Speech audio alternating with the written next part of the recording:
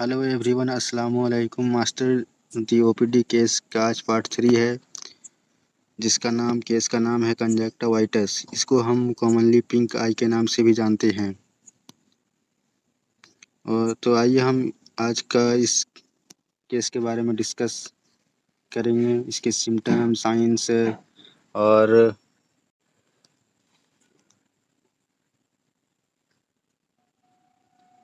इसका ट्रीटमेंट क्या होगा, इसका डिफरेंशियल डायग्नोसिस क्या बनेगा। इन सब बातों के बारे में आज हम चर्चा करेंगे। तो कंजक्टिवाइटिस क्या होता है? बेसिकली जो कंजक्टाइवल लेयर जो आँख में होता है उसका इन्फ्लामेशन हो जाता है, इसी को बोलते हैं कंजक्टिवाइटिस। और इसे हम जनरली पिंक आई के नाम से भी जानते हैं। तो बेसिकली कंजक्टाइवल लेयर होता कहाँ है? तो ये जो वाइट पार्ट आपको दिख रहा है, इसको हम स्क्लेरा कहते हैं। और इसके बाद इसके नीचे में ये जो पार्ट दिख रहा है, इसको हम आईलिड बोलते हैं। इसके बाद तो आईलिड के ऊपर और ये स्क्लेरा के ऊपर जो एक लेयर होता है उसको हम लोग बोलते हैं कंजक्टाइवल लेयर। और इसी का इन्फ्लामेशन हो जाने पर इसको हम लोग बोलते हैं कंजक्टिवाइटिस। इसके अलावा ये जो कलर वाला पार्ट जो आप लोगों को दिख रहा है, इसको हम लोग बेसिकली आइरिस बोलते हैं, जो आँख को पिगमेंटेशन देता है। और इसी के ऊपर एक लेयर होता है, ये जो पूरा सर्कल है इसको आइरिस बोलते हैं। और इसके ऊपर एक लेयर होता है जिसको बोलते हैं हम लोग कॉर्निया। और अगर कॉर्निया की इन्फ्लामेशन अगर हो जाए तो इसको हम लोग बोलते हैं केराटाइटिस। तो हमने अभी अभी जितना भी लेयर के बारे में आपको बताया वो हमारा पूरा आँख का लेयर होता है, जिसके बारे में अभी मैंने बात किया। और अभी जो हमारा टॉपिक है वो है पिंक आई। तो अभी हम इसके बारे में डिस्कस करेंगे। और ये जो पिंक आई है ये बहुत सारे कारण से हो सकता है। और जो 80% केस है वो होता है वायरल इन्फेक्शन के कारण। और बाकी बचा 20%, उसमें से 90% होता है बैक्टीरियल इन्फेक्शन के कारण। उसके बाद 1% जो बचा है वो होता है फंगल इन्फेक्शन के कारण। और फंगल इन्फेक्शन उसमें उसको होने का ज़्यादा चांस होता है जिसमें इम्यून डिफिशियंसी जिसके अंदर होता है उसको फंगल इन्फेक्शन होता है। ये बहुत ही अनकॉमन है, ज़्यादा कॉमन होता है वायरल इन्फेक्शन। तो यहाँ पर इसको जो आप देख रहे हैं ये है बिल्कुल नॉर्मल आई। और इसके बाद यहाँ पर जो देख रहे हैं वो होता है बैक्टीरियल के कारण। और बैक्टीरियल के कारण होता है और वायरल के कारण होता है और एलर्जिक के रिएक्शन के कारण भी ये होता है। तो हम तीनों के बारे में बात करेंगे। तो वायरल और बैक्टीरियल और एलर्जिक कंजक्टिवाइटिस में डिफ्रेंसिएशन उसका तीनों का डिफ्रेंसिएशन क्या होता है, उनमें फ़र्क क्या होता है, वो हम बात करेंगे। तो वायरल और बैक्टीरियल और एलर्जिक तीनों में एक चीज़ कॉमन होता है, वो है रेड आइज़। तीनों में रेड आइज़ होता है। उसके अलावा वायरल के अंदर इसके अलावा क्या होता है कि वाटरी डिस्चार्ज होता है, जो आँख से पानी निकलता है वो बिल्कुल वाटरी होता है। उसके बाद जो बैक्टीरियल में होता है वो थिक होता है, प्लूरेंट, जिसको हम प्लूरेंट म्यूकस बोलते हैं, जैसे कि यहाँ पर पिक्चर में आप देख सकते हैं। और जो एलर्जिक में होता है वो उसमें भी वाटर। इसके अलावा वायरल जो होता है वो कंटिन्यूअस रहता है, ये हमेशा बना रहता है। इसके अलावा जो बैक्टीरियल होता है वो भी कंटिन्यूअस होता है। लेकिन एलर्जिक में क्या होता है कि जिस जिससे इसको एलर्जी है, जैसे कि किसी को धुएं से एलर्जी होती है, किसी को डस्ट से एलर्जी होती है, तो उस चीज़ के कांटेक्ट में आने से एलर्जिक कंजक्टिवाइटिस होता है। तो हम लोग पेशेंट का सिम्टम देखकर डिफरेंशिएट कर सकते हैं इसको, कि इसको मतलब बैक्टीरियल है या वायरल है या एलर्जिक पिंक आई है, क्या है ये आप सिम्टम देख के पता कर सकते हैं, जिसका मैंने आपको डिफरेंशिएट करना सिखा दिए जिसको हमने डिफरेंशिएट करना। इसके अलावा होता है वायरल में इचिंग होता है, बैक्टीरियल में भी इचिंग होता है और एलर्जिक में भी इचिंग होता है, तीनों में तो बेसिकली आपने तीनों का डिफरेंशिएबल देख लिया है वायरल, बैक्टीरियल और एलर्जिक का। तो हम लोग मजीद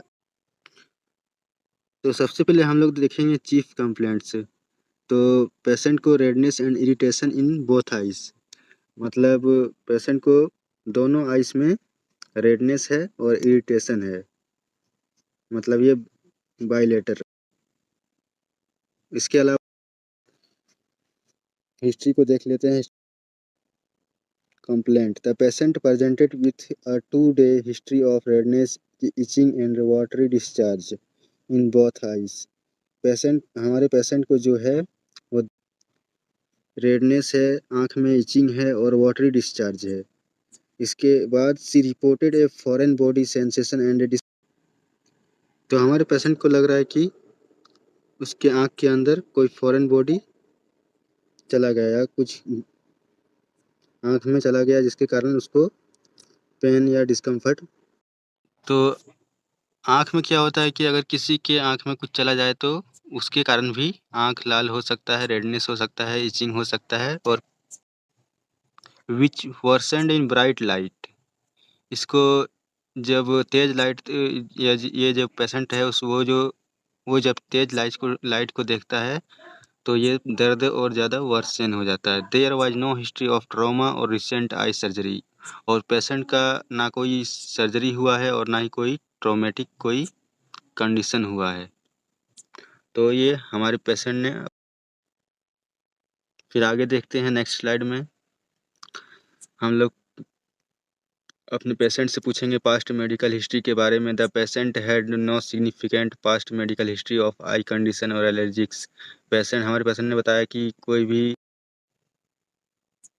भी हमारा पहले का मेडिकल हिस्ट्री नहीं है, आँख में कुछ नहीं हुआ था और ना ही कोई एलर्जिक के कारण भी कुछ हुआ था। उसके बाद हम लोग सोशल हिस्ट्री के बारे में देखते हैं। The patient works in a office sitting and denied exposure to any potential irritants और एलर्जेंस। तो हमारा जो पेशेंट है वो ऑफिशियल वर्क करता है, तो वहाँ पर कोई चांस नहीं है कि इसको एलर्जिक पिंक आई हो सकता है। तो हमारा केस वायरल की तरफ जा रहा है। She was contact lenses occasionally and has not used them in the past. और ये जो पेशेंट हमारा है वो कॉन्टैक्ट लेंसेज ओकेजनली पहनती है, कभी कभी पहनती है, और ये बोल रही है कि पास्ट फ्यू कुछ दिन से उसको नहीं पहन रही है क्योंकि इसके आँख में पेन है, उसकी वजह से ये अपने कॉन्टैक्ट लेंसेज को नहीं लगा रही है। तो फिर हम आगे बढ़ते हैं अपने केस के बाद। तो हम लोग पेशेंट का फिजिकल एग्जामिनेशन करेंगे, तो उसमें हम लोग देखेंगे visual acuity 20/20 in both eyes. मतलब हमारा पेशेंट को बिल्कुल क्लियर दिखाई दे रहा था, 20/20 का विजुअल एक्यूटी था। उसके बाद inspection bilateral conjunctival injection with diffuse erythema.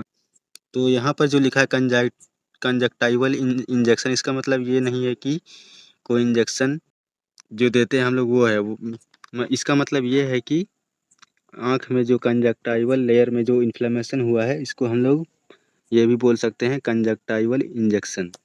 With diffuse erythema both eyes displayed watery discharge. तो ये बहुत ही इम्पोर्टेंट हमारे पास एक क्लू आया है कि वाटरी डिस्चार्ज है पेशेंट को, बट देयर वाज नो पस और करस्टिंग। और हमारे पेशेंट को कोई पस नहीं है, इसका मतलब कि इसको बैक्टीरियल पिंक आई नहीं है। No foreign body was visualised. कोई भी इसके अंदर कोई भी फॉरेन बॉडी विजुअलाइज्ड नहीं दिखा हम लोगों को। इसके बाद हम लोग देखते हैं pupils equal and reactive to light. इसके अलावा प्यूपिल्स जब हमने देखा तो वो इक्वल था और रिएक्टिव था टू द लाइट, लाइट से रिएक्टिव था। तो इसमें ये बहुत ही इम्पोर्टेंट एक पॉइंट है, क्योंकि जब केराटाइटस होता है तो केराटाइटस में क्या होता है कि केराटाइटस में फोटोफोबिया होता है, जो कि ठीक से दिखाई नहीं देता है। लेकिन यहाँ पर पेशेंट को कुछ सब कुछ सही है, सब कुछ इक्वल है और लाइट से भी रिएक्टिव है, उसके क्लियर दिखाई दे रहा है। तो यहाँ पर केराटाइटिस होने का खतरा जो था हम लोगों को वो नहीं है, वो यहाँ से क्लियर हो गया। इसके बाद हम लोग देखते हैं एक्स्ट्रा ओकुलर मूवमेंट्स नॉर्मल।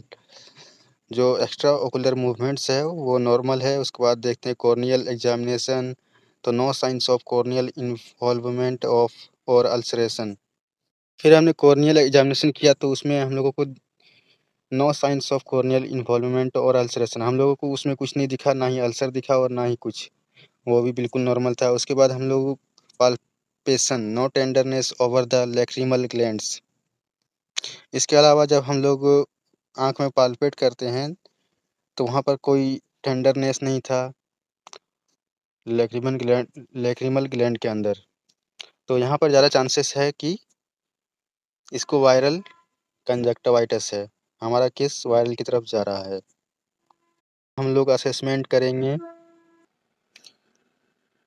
तो हम लोगों ने जो असेस किया उसमें हम लोगों को अक्यूट वायरल कंजक्टिवाइटिस लग रहा है। Bacterial conjunctivitis was considered but ruled out due to watery discharge. Bacterial नहीं था क्योंकि इसमें वाटरी डिस्चार्ज है, जो कि वायरल की तरफ हमारा केस जा रहा है। बैक्टीरियल अगर होता तो इसमें ठीक ठीक ठीक डिस्चार्ज होता है विदाउट पस। तो वही बात है कि विदाउट पस जब हम लोगों ने रूल आउट किया तो सिर्फ वाटरी डिस्चार्ज था विदाउट पस। अगर बैक्टीरियल इन्फेक्शन होता तो इसमें पस भी आता है। Allergic conjunctivitis is less likely given the absence of non allergen exposure and typical symptom.